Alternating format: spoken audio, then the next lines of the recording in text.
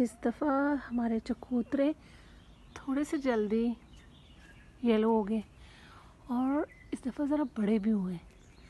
तो हम देखेंगे कि ये चकोतरे जो बहुत दूर दूर है हम इन्हें कैसे उतारते हैं। ये देखें ये कितने ऊपर है। शायद मैं इसके ऊपर चढ़ ना पाऊँ, लेकिन इनको तोड़ने के लिए ये देखिए ये नीचे आ गया।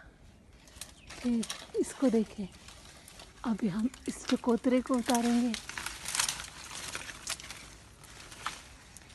ये देखिए यहाँ से ये भी नीचे आ गया।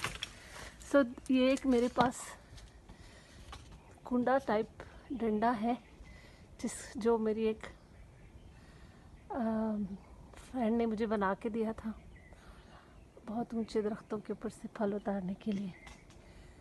बहुत मज़े की चीज़ है।